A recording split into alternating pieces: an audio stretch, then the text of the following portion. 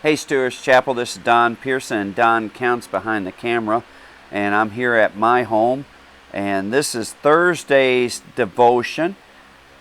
Excuse me, and we finished the subject yesterday concerning the issue of our relationship with individuals and other believers, and maintaining the love of one another, the Great Commission, at the same time the issue of holiness and separation.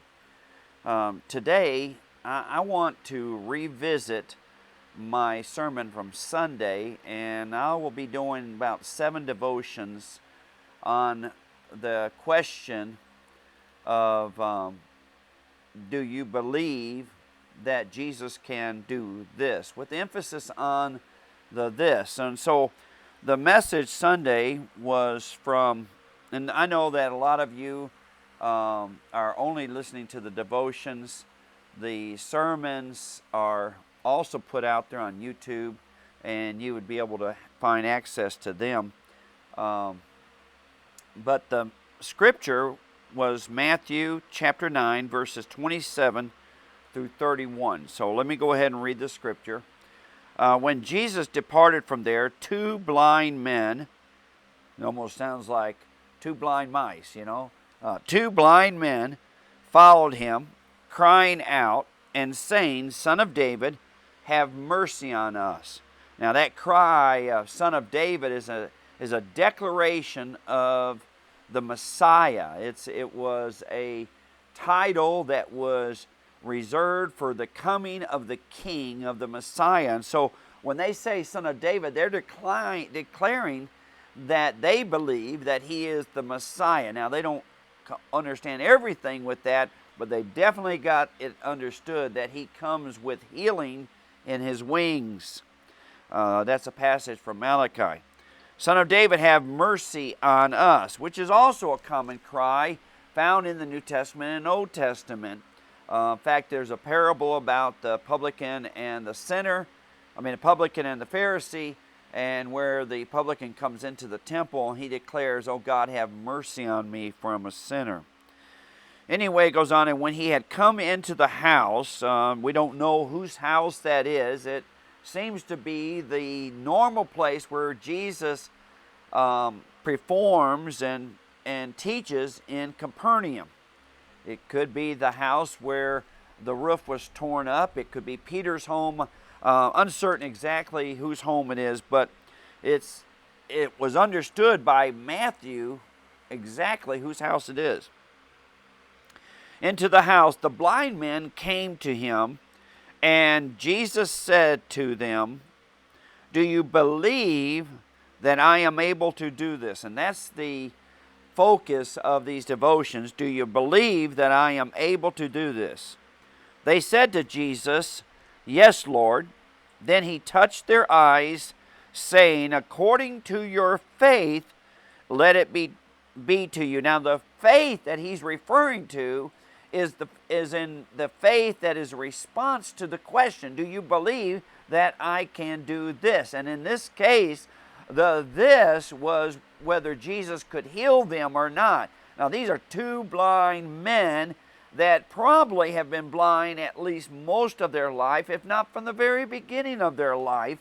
And they have come to a place of faith where they believe that the Messiah, Jesus, can do this. And Jesus rewards their faith. So it's according to their faith that he reaches out to their eyes. And it says, "And their eyes were open, and Jesus sternly warned them, saying, 'See that no one knows it.'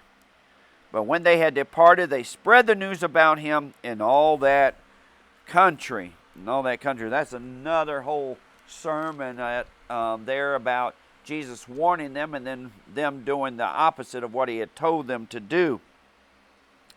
"But do you believe that I am able to do this?" These men have just come. They have followed Jesus as he left Jairus' home, where Jairus' 12-year-old daughter had died.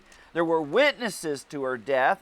She is raised from the dead, given back to her parents, presented to to the household that are there mourning, and the news spreads. They are there. They have followed him from where he has come across the sea, from the land of the Gadarenes, where he had healed and cast out the demons of the man that had a legion, and where Jairus had come. They have followed him from the sea. They have followed him in that crowd where the woman with the issue of blood is healed. In other words, they have just seen incredible miracles by the hand of Jesus, and they are following him. And they follow him from Jairus' home all the way to this house. And nonstop they are crying out, which is amazing to me. They don't get discouraged. They don't leave. They stay persistent in their walk and in their cry. And Jesus doesn't respond to them like he does the woman with the issue of blood or Jairus. He waits. He lets them follow him all the way into his home. And then he extends forth his hand and touches them and heals them, but only after he asks them if they believe. The woman with the issue of issue of blood, her faith is revealed in her action. There's no dialogue from her before her healing. Jairus is there, obvious of his faith is there in relationship to Jesus. These men, unlike the other two, the woman has been sick for 12 years. She's been to doctors. She's able to get around, but she's wasting away. Jairus' daughter is 12 years old, but she all of a sudden became sick and deathly.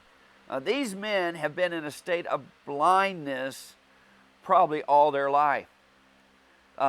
Most people would have long ago given up hope. It wasn't common or even felt to be possible in Jesus' day for a blind man to receive his sight. But these two men together, corporately, had the faith to believe, and Jesus did the this in their life. And when Jesus does the this in their life, he is declaring to them and to the audience that there is nothing impossible for the Son of David, for the Messiah, for the Lord, for Jesus. And so as we begin these devotions, I want to ask you, as I asked the congregation Sunday, do you believe that Jesus is more than able to do your this?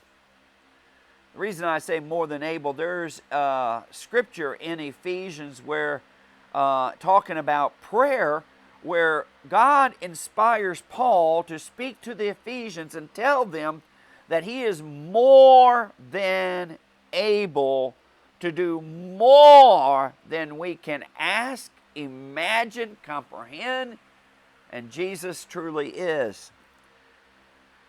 So where is your faith in relationship to your this, my friend?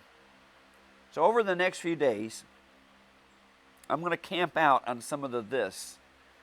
And some of the this will not be your this. But perhaps God will, well, not perhaps, I know God will use these devotions to speak to someone to create faith, to strengthen faith, to encourage them to keep following Jesus and keep crying out all the way into the throne, the presence of the Lord. Love you, Stewart's Chapel.